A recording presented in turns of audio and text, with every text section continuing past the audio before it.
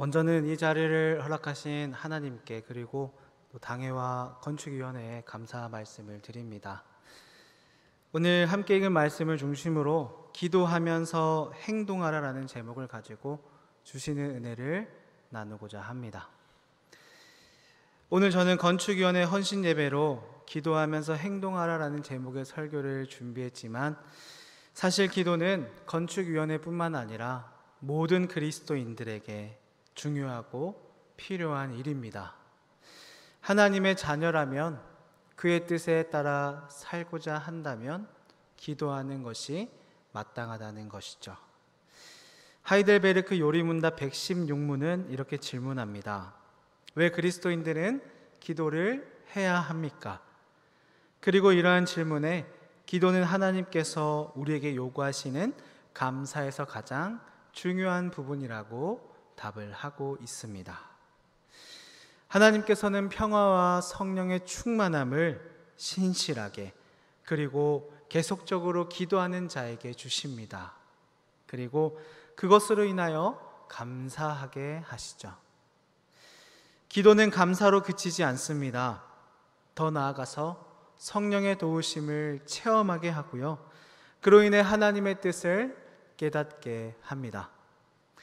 그렇기에 우리는 쉬지 말고 기도하라 말씀하신 것처럼 기도를 중단하지 않고 계속해서 이어가야 하는 것이죠. 하루하루를 살아가며 우리는 많은 것을 만나고 마주치고 그것에 반응하며 살아갑니다. 또 원하는 것을 또 원하지 않는 것을 받아들이며 살아가고 있죠. 그러한 중에 우리는 여러 가지 감정을 느끼게 되는데요. 감사와 행복함을 느끼기도 하고 절망과 괴로움에 힘들어하기도 합니다. 인생이 순조롭게 흘러간다는 것은 너무나 기쁜 일입니다. 내 삶에 탈이 없고 안전하고 안정적으로 이어진다는 것은 아마 세상의 모든 사람들이 원하는 삶의 목표 중 하나일 것입니다. 그러나 그 가운데서도 우리는 스스로의 힘으로 살아가기를 원합니다.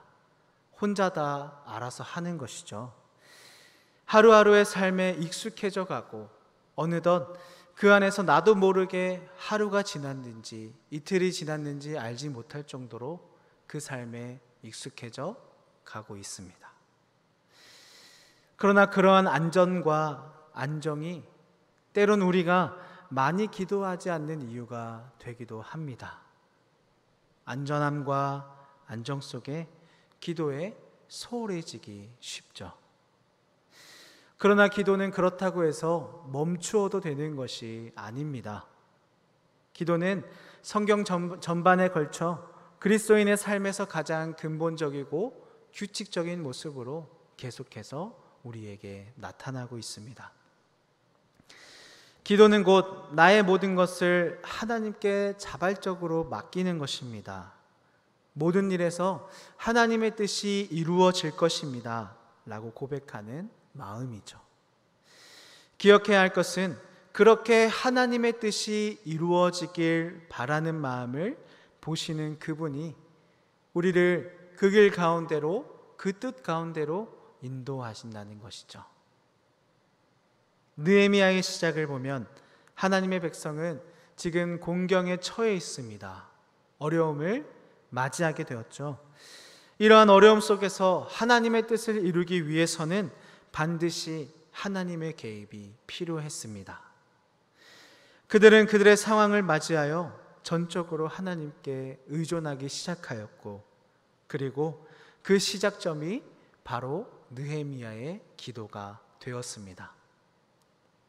오늘 본문을 통해 우리는 백성들을 위해 하나님께 부르짖어 기도하며 약속의 땅으로 그들을 회복시켜 주실 것을 요청한 느헤미야를 만나게 될 것입니다.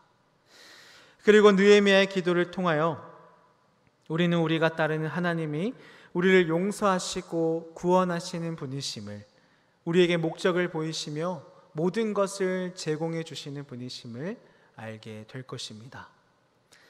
또한 이를 통해 그리스도인으로서 하나님이 이 땅에 하나님의 나라를 이루게 하시며 세상을 회복하실 것을 믿음으로 약속을 신뢰하며 기도하면서 행동해야 함을 보게 될 것이죠. 느헤미야의 기도는 우리에게 많은 것을 보게 하고 느끼게 합니다. 그리고 그것에서 더 나아가 하나님의 일하심을 보게 합니다. 이를 통해 느헤미야처럼 하나님의 뜻을 세워가는 저와 여러분이 되기를 바랍니다. 어려운 상황에서도 믿음을 지키고 하나님의 뜻을 성취해 나가는 귀한 공동체가 되기를 바랍니다. 그리하여 기도하면서 행동하는 사람으로서 약속의 땅에서 회복을 누렸던 그들처럼 하나님의 영광을 위해 살아가는 우리 모두가 되기를 바랍니다. 첫 번째로 느헤미야는 자신의 공동체를 위하여 기도합니다.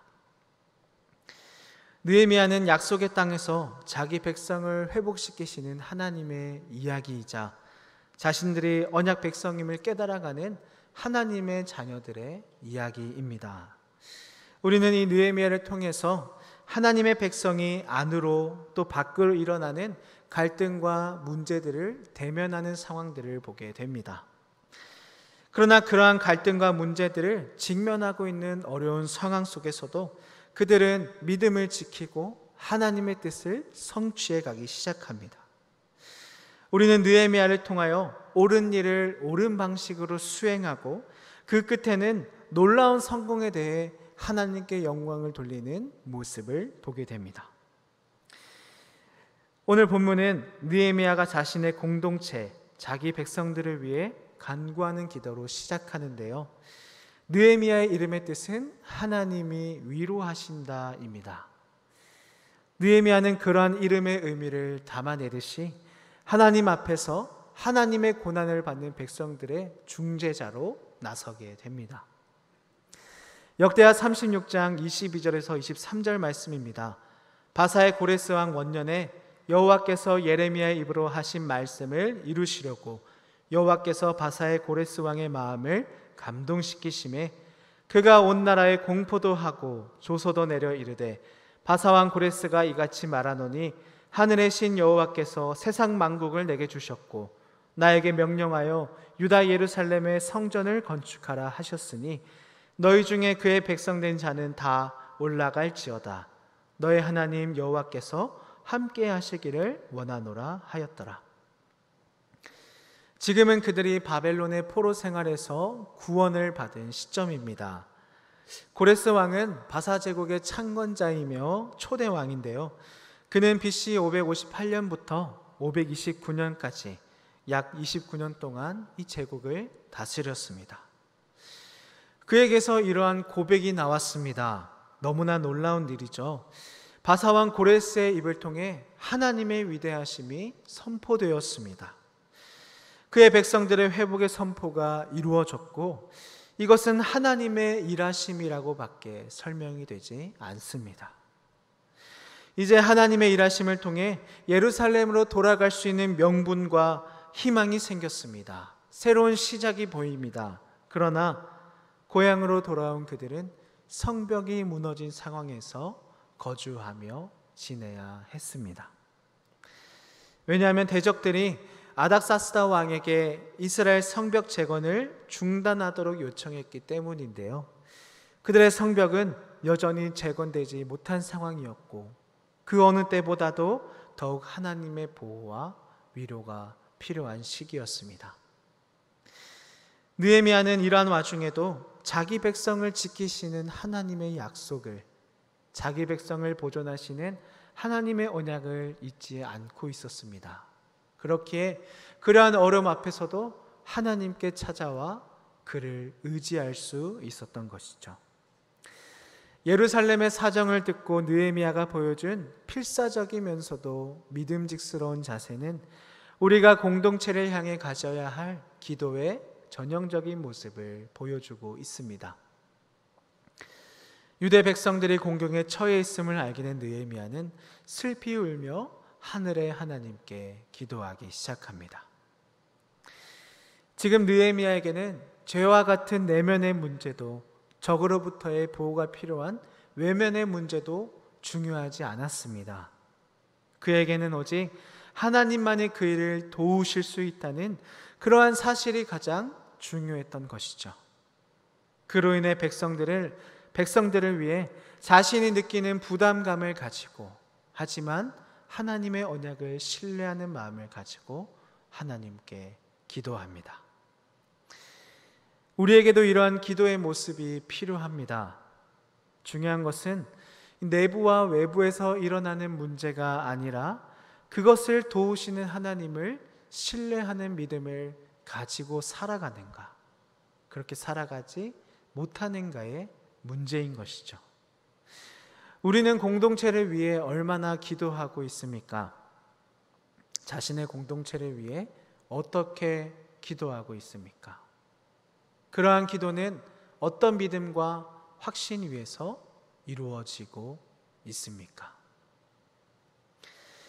공동체를 위한 기도, 자신의 백성을 위한 느헤미야의 기도는 십자가에서 죽으시고 부활하사 승천하시어 하나님의 보좌의 우편에서 우리를 위해 지금도 중보하고 계시는 주님의 모습을 떠올리게 합니다. 하나님의 백성의 고통을 듣고 울며 그들을 위해 기도하는 모습은 십자가 아래서 그들의 죄를 용서해달라 기도하신 하나님의 자녀의 모습을, 예수 그리스도의 모습을 기억하며 그의 몸된 교회를 사랑하는 그의 마음과 그의 기도를 본받게 합니다. 그의 마음으로 우리는 우리의 공동체를 위해 기도해야 합니다. 왜냐하면 그러한 자에게 주시는 하나님의 기쁜 소식이 있기 때문이죠. 그것은 바로 느헤미야에게 응답하신 것처럼 두려움과 고난을 만난 백성들에게 역사하시는 하나님이 지금도 동일하게 우리의 기도를 들으시고 우리와 함께 하시며 우리 가운데 역사하시기 때문이죠. 수요 예배나 금요 기도의 시간에 담임 목사님이 말씀하시는 기도 제목 중 꼭 빠지지 않는 것이 있습니다. 그것은 바로 우리 공동체를 위해서 그 중에 아픈 성도들, 또 주일학교 부서들, 기관들, 임직자들, 그리고 피택자들을 위한 기도입니다. 느헤미야에게 응답하신 것처럼 두려움과 고난을 만난 백성들 가운데 역사하시는 하나님이 동일하게 오늘날 우리의 기도를 들으시고 우리의 문제들을 담당해 주신다는 사실을 기억하시면서 공동체를 위해 기도하는 여러분이 되기를 바랍니다. 이어서 우리를 도우시는 하나님을 신뢰하는 믿음 위에 그 기도가 쌓여가기를 바랍니다. 그러므로 주님이 주시는 은혜와 사랑이 넘치는 교제 속에 회복되며 성장하는 우리 공동체가 되기를 바랍니다. 두 번째로 느헤미야는 하나님의 언약에 근거하여 기도합니다. 느헤미야의 기도를 살펴보면 그가 하나님 여호와를 친밀하게 알고 있음을, 늘 가까이 하고 있음을 알 수 있는데요, 그의 기도는 유일하신 하나님이신 이스라엘의 하나님께 드리는 기도였습니다. 그러한 느헤미야에게는 한 가지 확신이 있었습니다. 그것은 바로 이스라엘의 하나님은 사랑의 변함이 없으신 분이시다, 그러한 사랑으로 약속을 신실하게 지키시는 분이시다 라는 확신을 가지고 있었죠. 그것은 하나님이 주신 언약에 근거한 믿음이자 확신이었습니다. 우리는 살아가면서 많은 사람들과 다양한 관계를 맺으며 살아갑니다.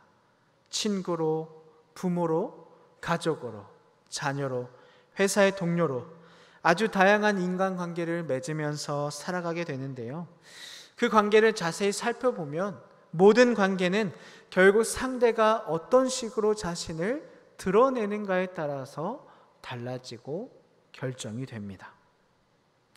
아버지로서, 어머니로서 나를 사랑해주고 길러주고 보살펴주며 양육할 때에 부모와 자녀의 관계가 맺어지는 것이고, 같은 학교를 다니며 수학하거나 같은 나이로 서로에게 호기심이 생기고 동지감을 느낄 때 친구의 관계가 맺어지게 되고, 회사 안에서 같은 목표를 가지고 자신의 맡은 영역에서 땀 흘리며 수고하는 동료를 만날 때에 이 직장 동료의 관계가 맺어지게 됩니다.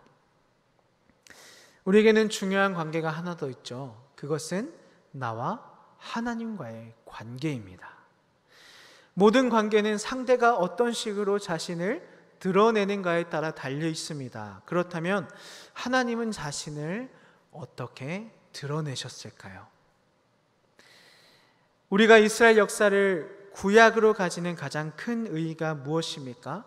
그것은 하나님께서 우리를 당신의 사랑으로 인도하셔서 하나님이 누구이신가를 우리에게 긴 과정을 시간으로 설득하시는 것을 역사로 생생하게 보여주기 때문이죠.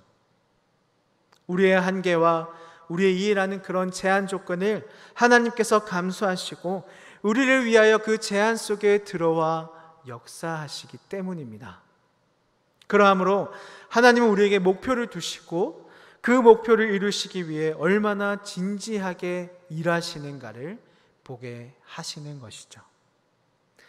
그리스도인으로서 우리가 하나님을 아는 것은 하나님이 역사 속에서 변함없이 자신을 사랑과 계명과 역사를 통해 드러내셨기 때문입니다. 그분이 드러내셨기 때문에, 계시하셨기 때문에 우리가 알 수 있는 것이죠. 느헤미야가 이스라엘의 하나님을 부를 때 백성들의 죄를 고백합니다. 하지만 그러한 고백에서 그치는 것이 아니라 모세 시대 때부터 그들이 순종하기로 했던, 결단했던 것을 함께 고백합니다. 느헤미야는 그와 하나님의 백성이 부패했고 모세에게 주신 계명을 지키는 데 실패했음을 고백하고 있죠. 그들의 죄로 인해 지금의 상황에 이르게 되었음을 인정합니다. 그러면서 하나님의 백성이 그분께 돌아오면, 죄를 뉘우치고 다시 하나님께 돌아오면 그들을 회복시키리라 약속하신 하나님의 언약을 다시 상기시킵니다. 비록 그들은 불순종으로 포로가 되었지만 순종으로 복을 얻게 되었습니다. 모세처럼 느헤미야도 하나님의 언약에 근거하여 기도하죠.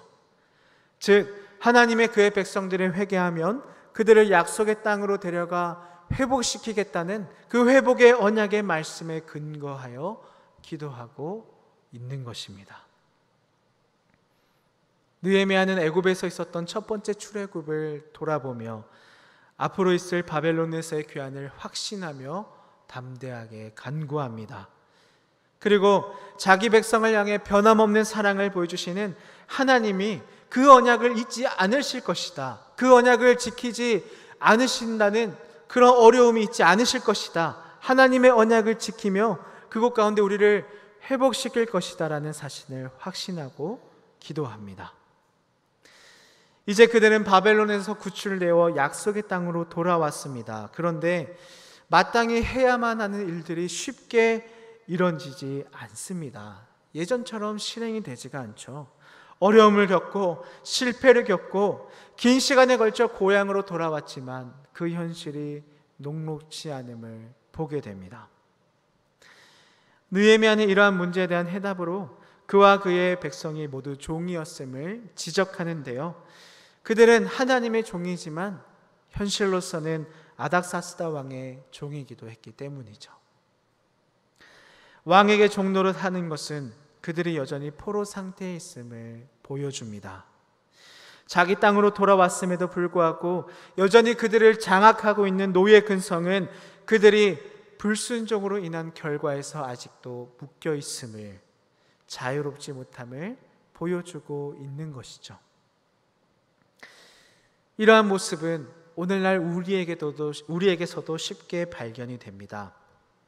우리는 자신의 결점과 죄악된 본성과 그로 인한 한계와 늘 마주치며 어려움을 겪게 되는 것이죠. 우리는 용서를 받고 죄에서 자유하지만 여전히 죄와 씨름하며 살아가고 있습니다. 그것은 너무나 힘든 일입니다. 마치 희망을 가지고 돌아왔지만 무너진 성벽을 바라보는 것과 같습니다. 그 속에서 살아가며 혹 대적들이 나를 침략하지 않을까, 내가 잠을 자는 사이에 어려움을 당하지 않을까 하는 두려움과 같습니다. 그런 어려움 앞에 우리가 다시 하나님의 나라를 재건해 갈 수 있을까? 그러한 우려처럼 우리를 곤고하게 합니다. 그러나 감사하게도 우리는 그러한 과정 속에서 우리를 대신해 일하시는 하나님을 보게 됩니다.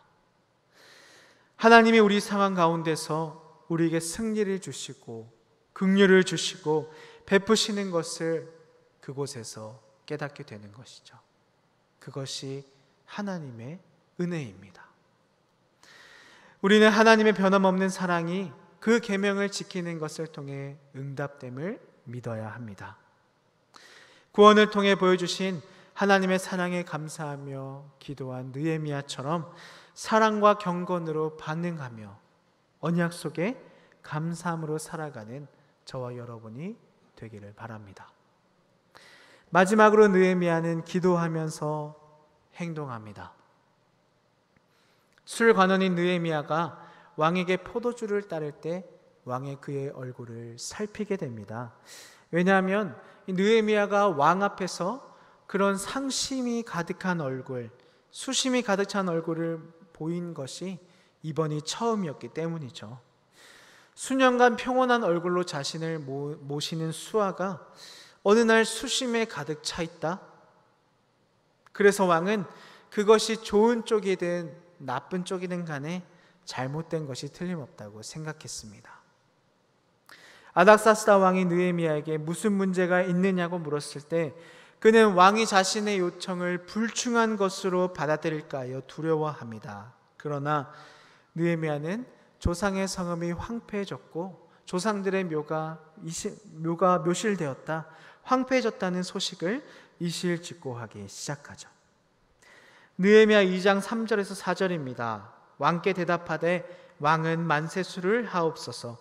내 조상들의 묘실이 있는 성읍이 이제까지 황폐하고 성문이 불탔사오니 내가 어찌 얼굴에 수심이 없사오리까 하니 왕이 내게 이르시되 그러면 내가 무엇을 원하느냐 하시기로 내가 곧 하늘의 하나님께 묵도하고. 여기서 중요한 것은 본문의 왕이 느헤미야에게 요청사항을 물었을 때 그가 대답하기 전에 먼저 조용히 기도하기 위해 멈추었다는 것이죠. 그리고 왕께 아뢰입니다. 느헤미야는 왕에게 예루살렘으로 가는 여정과 성벽 재건에 얼마의 시간이 걸리는지를 충분히 설명하게 됩니다. 또한 유브라데 서편에서 필요한 허가가 무엇인지도 정확히 보고하게 되는 것이죠.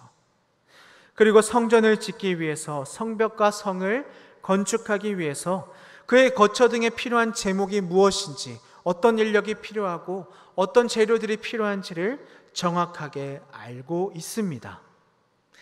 이러한 사실들을 볼 때 느헤미야는 기도하는 중에 이미 이스라엘 재건 사업을 계획하고 있었음을 알 수 있는 것이죠.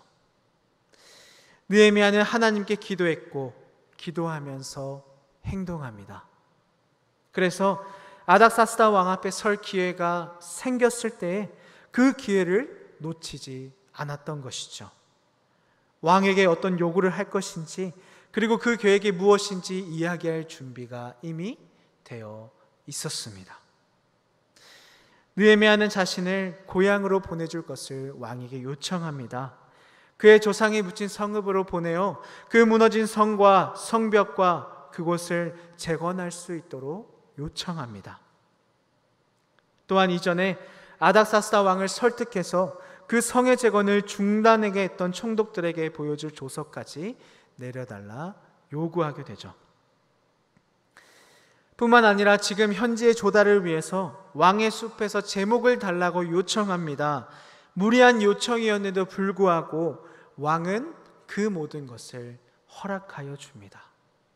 하나님의 준비하심이 빛을 발하는 순간이죠. 우리는 하나님이 만물을 다스리는 전능하신 분임을 알고 있습니다. 또한 자기 뜻대로 그것을 이끄시고 계심 또한 알고 있는 자들이죠. 그렇다면 느헤미야는 왜 왕 앞에 섰을 때 두려워했을까요? 그리고 기도했을까요? 느헤미야는 하나님을 알고 있었습니다. 그리고 그분이 자기 백성과 맺은 언약을 지키실 것이라는 확신 또한 가지고 있었죠. 이와 마찬가지로 그리스도인은 하나님이 만물을 회복시키실 것을, 자기 백성의 거처가 되게 하시리라는 약속을 지키실 것을 믿으며 살아야 합니다. 그는 그러한 믿음이 있었기 때문에 두려워하는 마음에도 기도함으로, 행동함으로 왕에게 요청할 수 있었던 것이죠. 기도는 하나님의 뜻을 성취하는 수단입니다. 우리는 기도를 통해 하나님이 정하신 목적을 달성하는 도구로 쓰임을 받게 됩니다. 하나님의 최종적인 목적은 이 온 세계에 자기의 영광을 드러내시는 것이죠. 우리는 기도를 통해 그 뜻 가운데에 서 있을 수 있습니다. 마틴 루터는 이렇게 고백했습니다. 진정으로 쉬지 말고 기도해야 합니다. 단 하나님이 기도를 들으신다는 믿음과 확신 가운데 기도해야 합니다. 그렇지 않으면 우리의 기도는 헛된 것이 되고 말 것입니다. 우리는 기도만 하고 있습니까? 아니면 행동만 하고 있습니까? 아니면 기도하면서 행동하고 있습니까? 중요한 것은 믿음과 확신 가운데 하나님의 일하실 것을 기대하면서 기도하고 행동하는 것이죠. 그럴 때 하나님께서는 우리를 통해 그의 영광을 드러내실 것입니다. 그러니 기도하면서 행동하십시오. 그것이 하나님의 영광의 자리에 서는 귀한 방법입니다. 말씀을 정리하겠습니다. 느헤미야는 자신의 기도가 응답되는 것을 보기를 원했습니다. 그리고 하나님이 사용하시는 자가 되고자 했습니다. 이를 위해 공동체를 위하여 기도하고 하나님의 언약에 근거하여 기도하고 그리고 행동합니다. 그러한 기도와 행동은 결국 무엇을 보게 합니까? 느헤미야 6장 15절에서 16절입니다. 성벽 공사가 52일 만인 엘룰월 25일에 끝남에 우리의 모든 대적과 주위에 있는 이방 족속들이 이를 듣고 다 두려워하여 크게 낙담하였으니 그들이 하나님께서 이 역사를 이루신 것을 알미라. 성벽 공사가 25일에 끝났다. 우리의 모든 원수와 주변의 여러 민족이 이 소식을 듣고 완공된 성벽도 보았다. 그제서야 우리의 원수는 이 공사가 우리 하나님의 도우심으로 이루어진 것임을 깨달았다. 완성된 성벽이 보여준 것은 바로 하나님의 영광이었습니다. 하나님의 일하심, 하나님의 도우심, 하나님의 살아계심과 역사하심이었습니다. 이 말씀을 기억하며 하나님이 약속하신 것을 하나님이 이루시도록 기도하는 저와 여러분이 되기를 바랍니다. 그리고 하나님의 약속이 성취되는 데 쓰임 받을 수 있도록 내가 어떻게 그리고 무엇을 할 수 있을지 고민하고 행동하는 저와 여러분이 되기를 바랍니다. 하나님은 이야기의 결말을 알고 계십니다. 그러나 그것의 성취는 기도를 통해 이루어질 것입니다. 하나님의 기도로 우리의 마음을 변화시켜 우리 뜻이 하나님의 뜻에 일치하기를 기도하십시오. 하나님이 하시는 모든 일에는 뜻하신 목적이 있습니다. 느헤미야 시대의 하나님은 약속의 땅에서 자신의 백성을 회복시키시고 그들을 하나님의 언약 백성으로 세우신 것처럼 하나님은 그때와 같이 지금도 역사하고 계십니다. 그러한 하나님의 은혜와 회복을 기대합시다. 그러한 하나님의 역사를 바라봅시다. 그리고 그 귀한 자리에 이 공동체가 쓰여지기를 바랍니다. 그러함으로 기도하면서 행동하는 저와 여러분이 되기를 바랍니다. 기도하겠습니다.